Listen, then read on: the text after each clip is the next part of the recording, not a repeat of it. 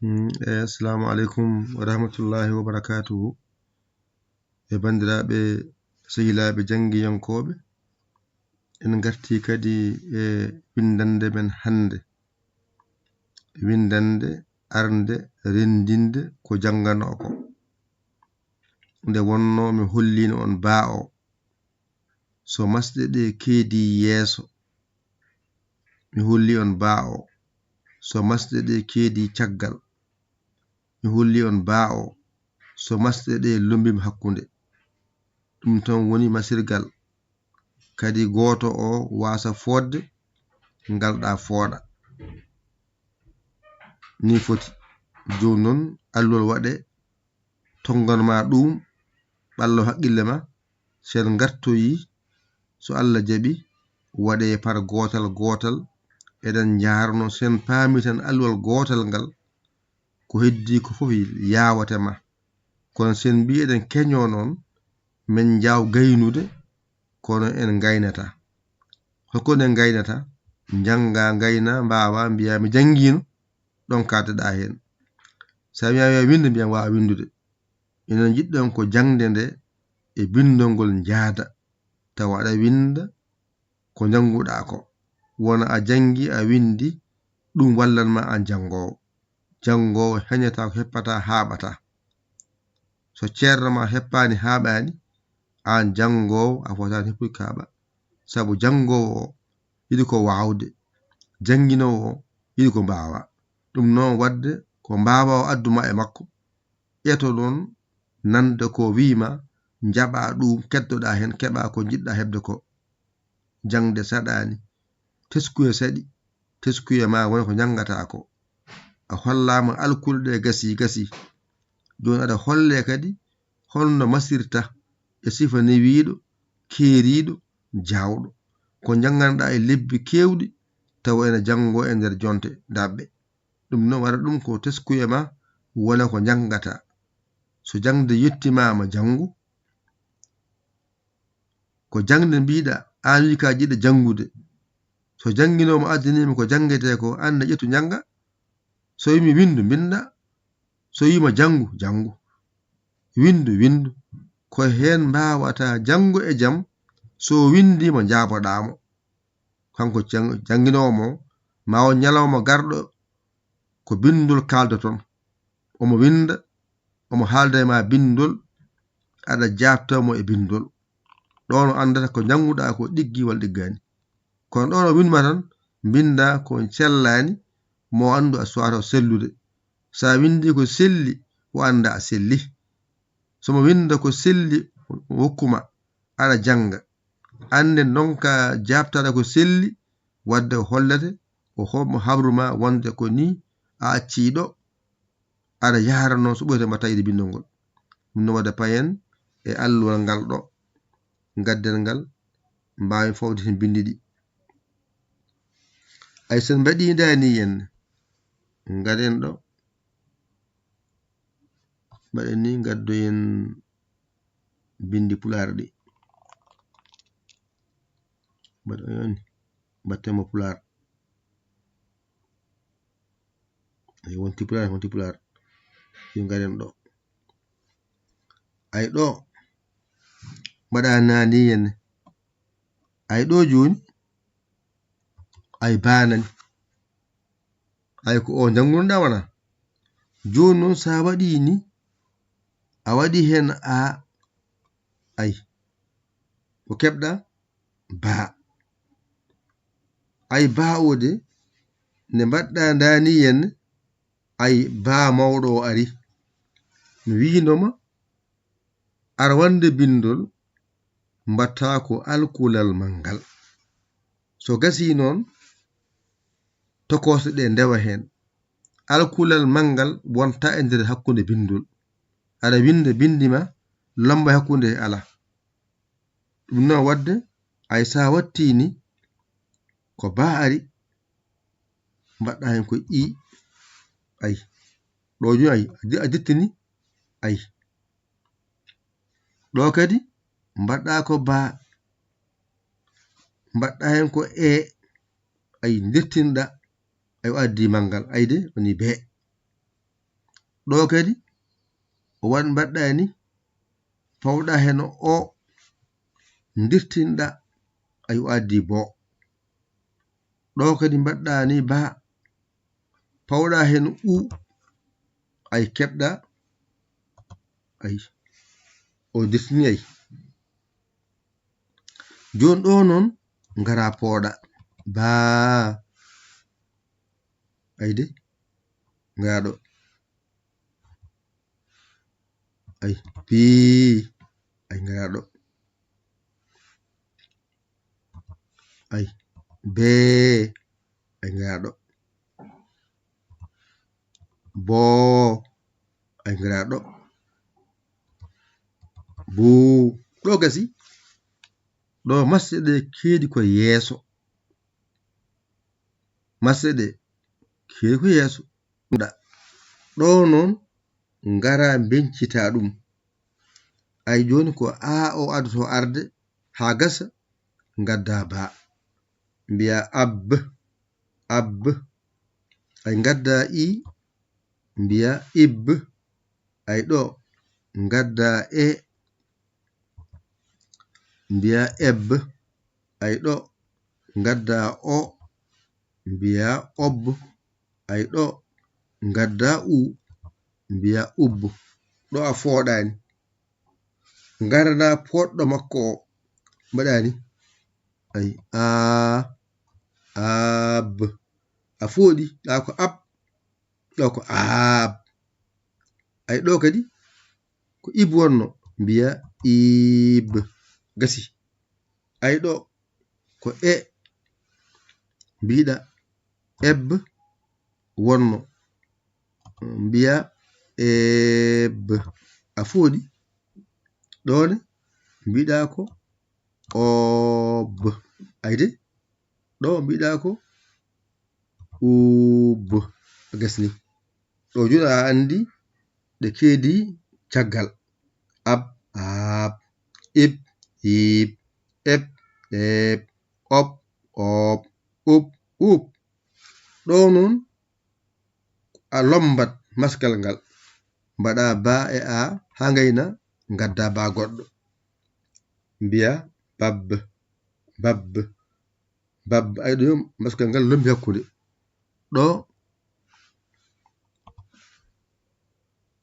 ɗo ko ba wari i o lombi hakkude he ay i o lombi hakkude he mbiɗa beb bib ɗo ay ba wari ko e lombuɗa hakkude he mbiɗa beb ay beb beb ɗo ko ba o gadduɗa o ba arti ay ɗo ko o lombi hakkude mbiɗa bobbu bobbu bobbu ɗo kadi gadduɗa ko ba o ha gaynuɗa ƴettuɗa u gadduɗa ba goɗɗo u o lombi hakkude mbiɗa bobbu ɗo a fooɗani haɗa fooɗa noon garna porgal makko ay mbiya bab ay fooɗi bab bab ɗo mbiɗa ko bib ay bib a fooɗi ɗo garɗa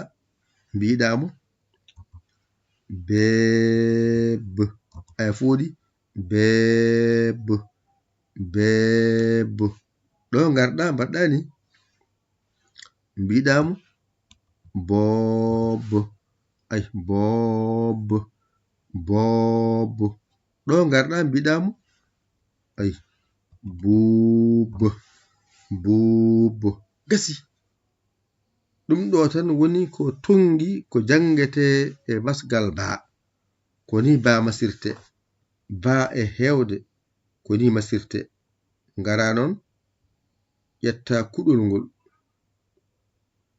angoli mbaɗani mbiya ɓurti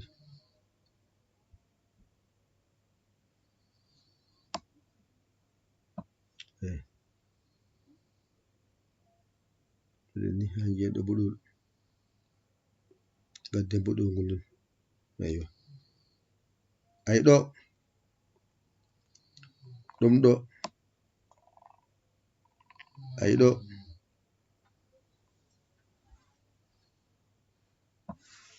ɗo woni ba e baa gasi ɗo woni bi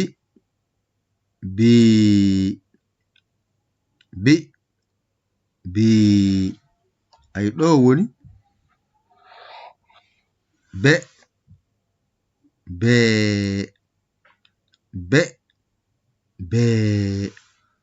ɗo woni bo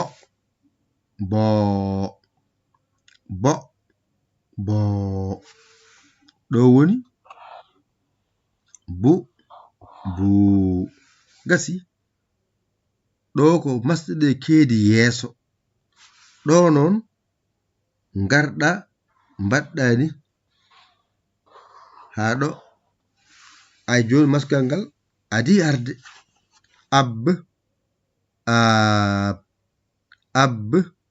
aab ɗone ko iyo adi arde mbiɗa iib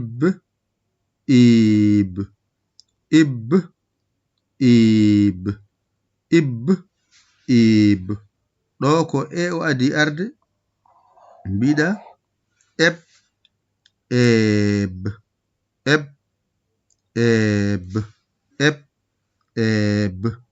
ɗone ko o adi arde mbiɗa oob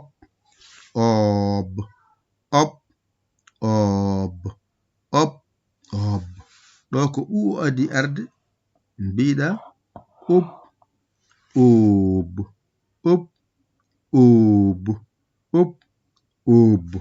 ɗo noon ko a o lombi hakkunde no mbiɗamo ab bab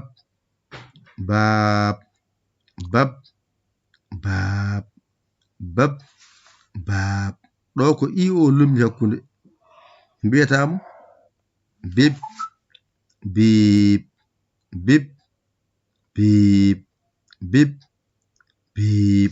ɗone no wiyete mbiya beb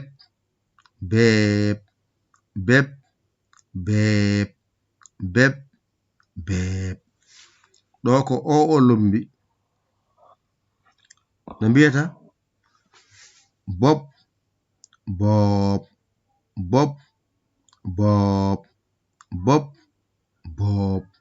so gasi ɗo ko u o lombi hakkunde no mbiyata bob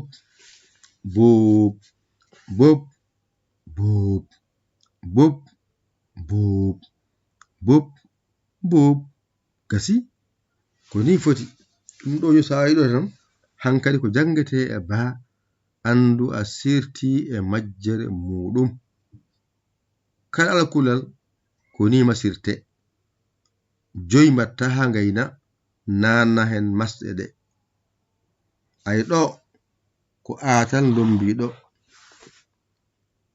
ay ɗo ko itan lombiɗo wona ay ɗo ko etan lombiɗo ay ɗo ko otan lombiɗo ay ɗo ko utan lombiɗo sa foɗi hettan tan fooɗa wona wadde ala ko mbawɗa windude to masɗe ɗe natani hen heddi ɗe gona yeeso walla ɗe gona caggal walla ɗe lombo ni foti alkulal fof ko ni jangirte sen gartuyi noon mbaɗen hen heblo tan yontere wotere janginen ɗum no famirto e sifa newiɗo keeriɗo jawɗo sen mbawi tan bawo en gayni en paami bawo en gayni seɗen janga jangde nde yawat sen mbiyeɗen keño noon heñare en adda weñare jangowo yo won teskiɗo ko jangata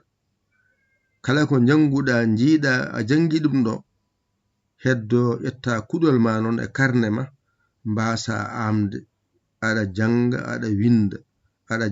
aɗa winda so ɓooyi gonta jangi yanke windi yanke an noon jiɗɗo jeeyede jangde meɗen bisimilla ma ala suka ala mawɗo ala debbo ala goɗɗo jiɗɗo wiya ngara karanɗa sarɗiji ɗi aɗi belma naata janga a yiɗa mi gaccuma ndeeƴa jangoɓe janga oɗon kadi wonɓe hen oɗon janga bangeji goɗɗi ɗi on ɗaɓɓidama ballal ngaron ballon jingol oɗon janga to oɗon cuuɗi oɗon mofti e nder cuuɗanɗe moɗon oɗon jangguide haqqilantagal moɗon teskoɗi e jangde nde ballonde jingononde ballonde jingononde 00 221 77 906 14 81 mbaɗon hen balle mon e jingere mon mbawen dañde noɗen jooɗoro ha mbawen janginde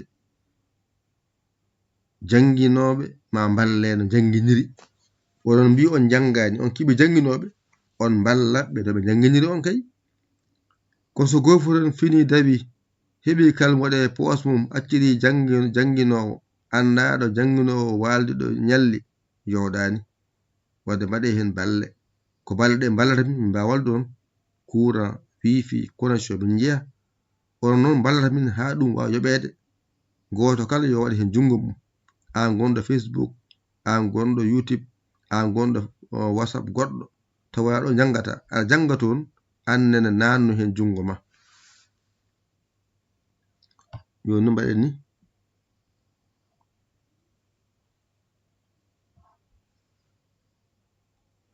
sowde ɗo gasi jippinen alluwal ngal mbaɗen ni ɗum ɗo ara mbaɗen ni ha mawna o mawɗo ara momto ɗum ɗo ha laaɓa cer ayde momto ɗum ɗo ha laaɓa cer ay ko janginirtino ko ay ɗakkoto ko e alluwal he on jiiɗe peeje de oɗon ballire ɗum fof ko ha tan mbawon jangude wona goɗɗum numéro mon nanɗon waɗoɓe hen balle ɓe numéro o nanɗon 00 221 77 906 14 81 mbaɗon hen balle mon so Orange Money so Wave yetto keeso reena golle jahoje ɗe ko golle men goto fof yo jagguir ɗum ko golle muɗum jingon oɗon wonɓe YouTube ɓe oɗon janga toon oɗon gandi oɗon janga toon wadde mbaɗe hen balle moɗon e numéro he mbawen jangude so tawi on goni toon jangde arani on jangata nafata noon ko oɗon tuuɗo on janga toon ciftori e jangde nde e jangguinoɓe ɓe numéro nan ɗon 00 221 77 906 14 81 mbaɗa ko mbawɗa ko nelda yetto so Orange Money so Wave so Western Union so MoneyGram Ria waɗen tan ko mbawɗa ko yetto keeso reena golle ɗe jahoje ɗe ko golle men yo Allah ko nande e famde ko musidɗo mon giɗo mon sabu Allah ya yali ko Sénégal alhamdulillahi bil alamina on jarama wassalam